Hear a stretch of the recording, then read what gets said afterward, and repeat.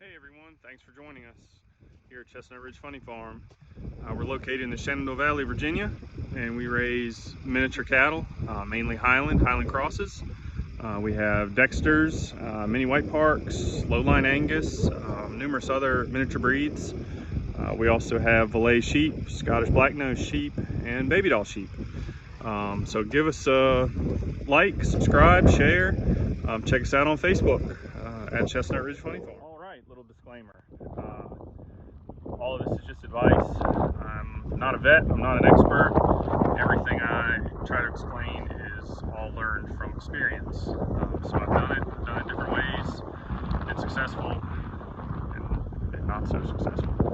So take everything with that idea in mind, that I'm just speaking to you from experience. So this is going to be a two-part series on getting started, kind of what miniature cattle are, and some tips, helpful things that will make you a successful owner. So what are mini cattle? Miniature cattle come in kind of three sizes: micro miniature, miniature, and mid-size miniature. Here's some examples.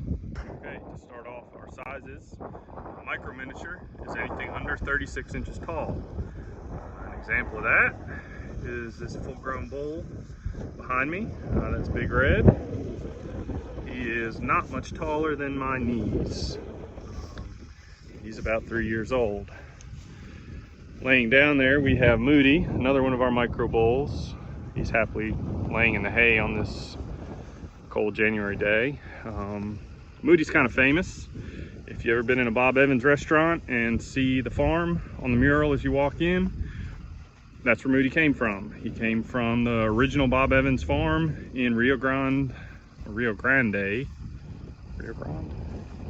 however you say that, Ohio, not Texas. So yeah, he's got kind of a cool lineage. We actually picked him up there, so you can usually find me at Bob Evans if I'm in Ohio, West Virginia, or Pennsylvania. It's delicious, and I like to know that I have a cow. All right, we have a micro miniature Lowline Angus cow. She's also under 36, just barely above my knees. One of our miniature calves. We have our micro miniature Highland Mini Hereford Cross, also about the same. One thing about micros is that it's often called micro because they're carrying a dwarf gene. So you've heard the term chondropositive. That's what it is. Chondropositive Highlands can never be full Highlands, so that's a little fact there, because a full Highland or a Highland is not a carrier of that chondro gene, so it's got to have some Dexter or something mixed in to get that small. That being said, you do have micro miniatures that are not chondropositive. That's just been accomplished through breeding sizes down. All right, so the next size is a miniature. Its height is 44 inches down to 36 inches, so it butts up against the micro. Example of a miniature is our full Highland Applejack. Applejack is a tame, friendly, right at my waist tall. It's a good reference. It's how I reference a lot of them, is where they fall on my pants pocket up to my waist. The majority of our miniature cows are like Applejack. They are right at my waist or a little above in height, fully grown. All right, next we have the mid-size miniature, kind of the last subgroup of the miniature cow. This is a mid-size miniature Highland. She's actually right on the mid-size miniature line. She measures up to just a little bit up above my waist, up onto my stomach. So we have a number of those.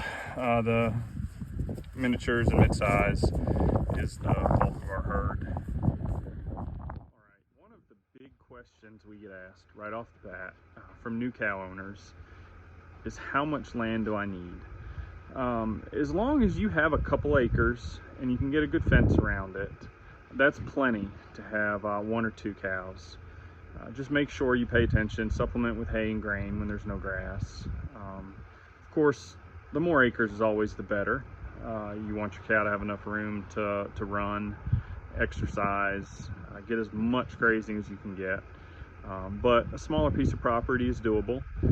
You also want to keep in mind that cattle are herd animals. They're best in pairs. That being said, the pair doesn't have to be another cow. Granted, 2 cows speak the same language, but we've seen them with goats, with donkeys, with horses. So it's just whatever works for you. We'll give any advice or answer any questions. Always feel free to ask. All right, the next biggest thing people probably ask is fence. Well, there are a couple different types of fence that work, and some that I found that don't work, or don't work for us. Might work for you, but doesn't work for us.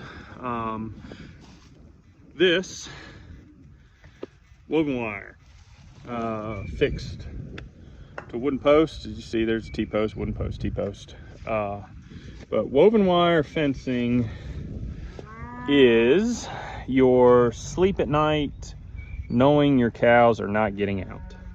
It's definitely the best, in my opinion. Here we have another option. It is 3-strand electric metal wire. Center is true high tensile. Bottom and top are aluminum. There's a couple different ways to do this. I chose to do all 3 of mine as hooked to a solar charger, so all 3 are hot. Some people will leave the middle or the bottom non-electric, so it serves as kind of an extra ground, so if the cow goes through, they'll get a stronger shock. Mixed reviews with electric and Highland cattle. Some will respect it and some don't. I don't think they feel it. Other cows seem to respect it better, but if you have Highlands, either get the best, strongest electric box that money can buy and put in multiple strands, or go with a fixed wire. The main reason we have electric here is because there's an old woven wire fence. It's just not sturdy all the way down. So the electric's there as an extra buffer to keep it out of the neighbor's hayfield. Good old-fashioned American barbed wire. 5-strand. There was a little electric on there, but there's not currently a charger, so it's just kind of hanging loose. There's just an extra there. Barbed wire is great, keeps adult cows in. Most calves, what I had to do was take some metal wire and start on the number 4, if you're counting top is 5, number 4 down to number 1, and just loop it on each one, because I found calves like to go through that and bend it down.